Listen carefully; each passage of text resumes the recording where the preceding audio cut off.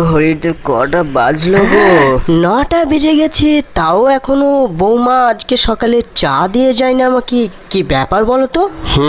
তাই তো, এখনো তো চা দিয়ে গেল না। আমার মনে হয় তোমার বৌমা ভেবেছে তুমি হয়তো মরে টরে গেছো, তাই আজকে আর চাটা নিয়ে আসেনি, জানো। কি আজে বাজে বকছো তুমি? আজে বাজে বলেনি মা, বাবা একদম ঠিক বলেছে, মরেই গেছে। সবে সেটা তুমি না মা, তোমার ওই ছোট বৌমা। দেখো না, এত বেলা পড়ে গেছে, আমার ঘরটাও ঝাড় পড়েনি, বাসি ঘর পড়েই রয়েছে। আর ওই বাসি ঘর থেকে অফিস যাওয়ার সময় তোমার বড় ছেলে কত বকাবকি করলো আমাকে, জানো মা? না বড় বৌমা, তুমি তো তোমার ঘরটা সকালবেলায় ঝাড় নিজেই দিয়ে নিতে পারো, ওটা তো তোমারই ঘর, তাই না? এর জন্য আবার ছোট বৌমার অপেক্ষা করার কি দরকার আছে? দরকার আছে বই কি, তুমি হয়তো ভুলে যাচ্ছ এই সংসারে সব থেকে বেশি টাকা তোমার ওই বড় ছেলেই দেয়। আর তোমার এই ছোট ছেলে নিজের সংসারই তো চালাতে পারে না, তাহলে ঘর ঝাড় বড় বৌমা কেন দেবে? ছোট বৌমা যেমন টাকা দিতে পারে না, তার শরীর খাটিয়ে শোধ করতে হবে, তাই না বলো? তা তো ঠিক, তবে সেই হিসেবেতে এই সংসারের টাকা আমি একেবারেই দিই না। তাহলে মধুমিতা, কাজ তো সব থেকে বেশি তোমার করার দরকার।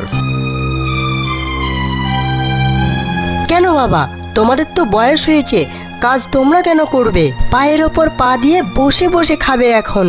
শুনলে তো বড় বৌমার কথা, আমাদের জন্য কত ভাবে। আর তোমার ছোট বউ টাকা তো দেয়ই না, আবার কাজে ফাঁকি মারতেও শুরু করেছে। চলো গো বড় বৌমা, দেখে আসি ছোট বৌমা আবার বাঁচলো না মরলো, না হলে তো আবার আমাদের খাওয়াই বন্ধ হয়ে যাবে।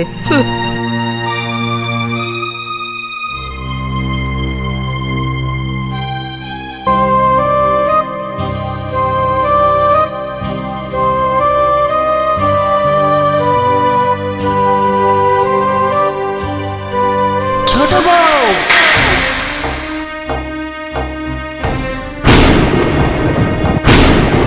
একবার ঘড়ির দিকে তাকিয়ে দেখেছো কত বেলা পড়ে গেছে? এখনো চা যায়নি কেন আমার ঘরে? আর বড় বউয়ের ঘরটাই বা ঝাড় পড়েনি কেন? আমরা কি না খেতে পেয়ে মরবো? না খেতে পেয়ে মরবেন কেন মা? একবার হাতের দিকে তাকান, এদিকে নুন আনতে পান্তা পুরোয়, আবার দেখুন আমুল দুধ কিনে খাচ্ছে। আমাদেরকে খেতে দেওয়ার নাম নাই, আর তুমি এখানে আমুল দুধ গরম করে খাওয়া হচ্ছে? না মা, আমি তোমাদেরকে না দিয়ে কিভাবে খেতে পারি বলেন? আসলে তোমার নাতনি মুন্নির খুব জ্বর হয়েছে, সে কিচ্ছু খেতে পারছে না, তাই একটু গরম দুধ করে নিয়ে যাচ্ছিলাম, যদি একটু খেতে পারে। আর তার জন্যে তোমাকে, বাবাকে, বড় বৌদিকে, বড়দাকে কাউকেই চা দিয়ে আসা হয়নি, ঝাড়ও দিতে পারিনি। তা আমাদের কাজগুলো করে দেওয়ার পরেও তো তোমার এই কাজটা করা যেত। একদিন কিছুক্ষণ তোমার মেয়ে না খেয়ে থাকলে কি মরে যাবে নাকি? বৌদি, আমাকে যা বলছো তাই বলে একটা ছোট বাচ্চার জন্য এরকম কথা? এত নিচে নেমে গেছো তোমরা।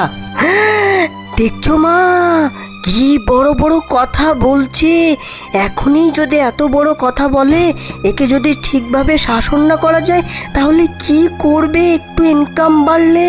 ছোট বউ, এত তুমি অপরাধ করবে, আবার তার উপর তোমার মুখে এত বড় বড় কথা, এত স্পর্ধা হয় কি করে তোমার? আর তোমার ওই দুধ খাওয়া ঘুচাচ্ছি, দাঁড়াও আমি। দাও বলছি, দাও, আমাকে ছেড়ে দাও, দুধ খাবে তুমি, দাও বলছি, দাও। দেখ কেমন লাগে এবার। চলো বড় বউ, এবার এই দুধ আমরা খাবো।